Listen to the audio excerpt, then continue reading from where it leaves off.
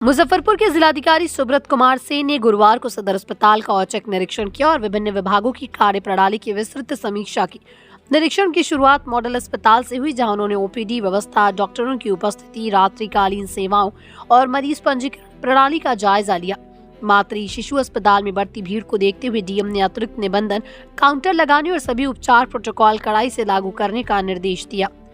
उन्होंने दवा वितरण केंद्र, pathology, ECG, X-ray, CT scan तथा आईसीयू सेवाओं की भी जांच की और पारदर्शिता सुनिश्चित करने को कहा।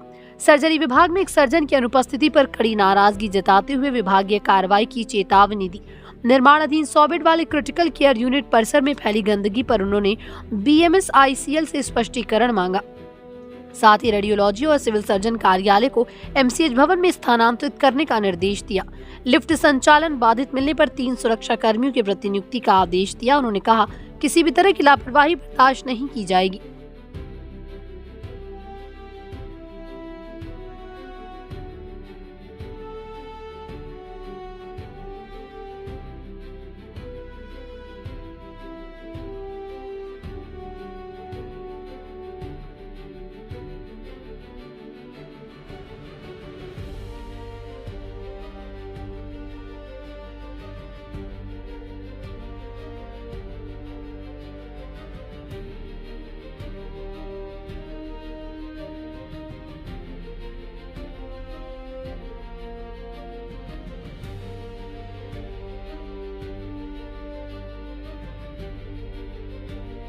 ये रूटीन जो है आज भ्रमण निरीक्षण जो आपको जो कहना है वो हम लोगों ने आज किया है और इसमें व्यवस्थाएं हम लोगों ने देखी हैं। 100 बेड का मॉडल हॉस्पिटल जो है वो इलेक्शन से जस्ट पहले इसका उद्घाटन हुआ था।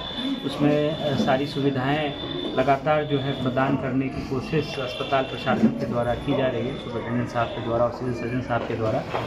कुछ व्यवस्थाएं जो अभी तक नहीं हो पाई हैं, उसमें जैसे ब्लड बैंक की बिल्डिंग जर्जर है तो उसको मैंने शिफ्ट करवाने के लिए बोला। उसको कुछ बीएमएसआईसीएल को संभवतः काम भी करना होगा तो उसको शिफ्ट कराना है। प्लस जो रेडियोलॉजी वाला जो पूरा डिपार्टमेंट है, चाहे एक्सरे हो या सिटी स्कैन की सुविधा हो, ये भी अभी दूसरे बिल्डिंग में हो रही है। इसको भी अगर हम लोग वहाँ ले आएंगे तो उसमें भी मरीजों को सुविधा होगी। इसके अतिरिक्त मैंने ये भी कहा है सिविल सर्जन साहब को वो अपना ऑफिस इधर शिफ्ट करें। ऊपर बहुत सारे कमरे जो है जहाँ जो ड्रग इंस्पेक्टर्स हैं उनके लिए चैम्बर बना हुआ था, वो लोग अभी दूसरे बिल्डिंग में बैठ रहे हैं। तो सिविल सर्जन साहब के वहाँ बैठने और उनके कार्यालय के वहाँ शिफ्ट होने से जो एक एडमिनिस्ट्रेटिव जो एक मजबूती आती है तो वो भी आएगी। तो उनको मैंने बोला है कि आप टॉप फ्लोर पर जो खाली कमरे हैं कार्यालय के वहाँ शिफ्ट करिए। तो सिविल सर्जन साहब उसको भी शिफ्ट करेंगे। यहाँ 100 बेड का क्रिटिकल केयर यूनिट भी बन रहा है। ये हम लोगों ने अनुरोध भेजा था विभाग को और इलेक्शन से पहले इसमें स्वीकृति भी मिली थी। उसमें जो हम लोग देख रहे हैं कि उसका काफ़ी सारा कचरा और मलबा निकाल करके जहाँ तहाँ एजेंसी के द्वारा फैला दिया गया है। डीजीएम बीएमएसआईसीएल से हम लोग इस संबंध में स्पष्टीकरण भी पूछ रहे हैं कि इस तरह की लापरवाही क्यों बरती गई है। इसका तात्पर्य ये है कि उनके द्वारा या उनकी टीम के द्वारा इसका निरीक्षण नहीं किया गया है और जो भी गाइडलाइन है किसी भी वर्क प्लेस पर काम करने की उसकी अनदेखी की जा रही है एजेंसी के द्वारा। और आगे भी अगर एजेंसी के द्वारा ऐसा किया जाएगा तो फिर उसके ऊपर हम लोग हैवी फाइन भी लगाएंगे। इसके अतिरिक्त कुछ सुधारात्मक बिंदु है, उस पर भी चर्चा हुआ। जैसे प्राइवेट वार्ड बन करके तैयार है, उसका हम लोगों ने राष्ट्र रोगी कल्याण समिति की बैठक में ही हम लोगों ने निर्णय ले लिया था कि 2-3 सरकारी संस्थानों से रेट मंगवा करके और उसमें अनुमोदन प्राप्त करके उसको प्रारंभ कर दें। तो वो कार्य अगले 1 महीने में हो जाए। उस संबंध में मैंने सिविल सर्जन साहब को और सुपरिटेंडेंट साहब को बताया है। सर्जरी जो डिपार्टमेंट है उसकी स्थिति बहुत ख़राब है। 4-4 सर्जन हैं और उसमें बिल्कुल जो है बहुत ही कम काम जो डॉक्टर्स हैं उनके द्वारा किया जाता है।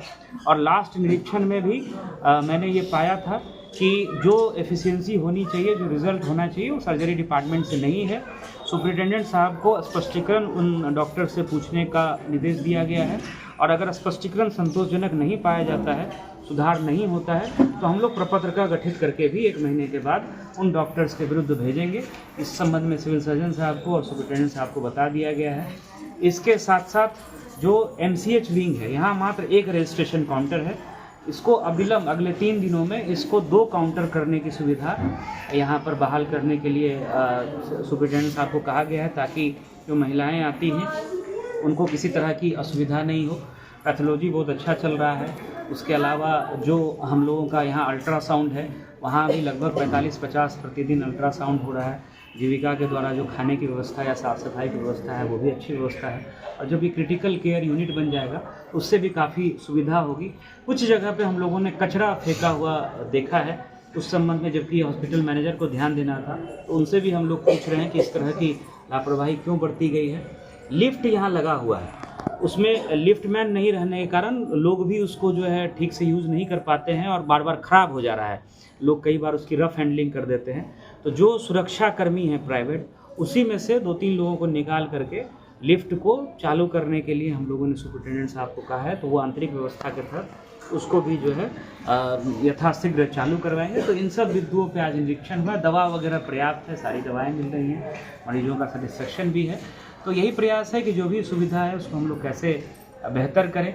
एक जो है MCHV में जो है डॉक्टर हैं, गायनेकोलॉजिस्ट हैं, वो भी एब्सेंट पाई गई हैं। उनका भी आज का वेतन स्थगित करके स्पष्टीकरण सुपरिटेंडेंट साहब पूछेंगे।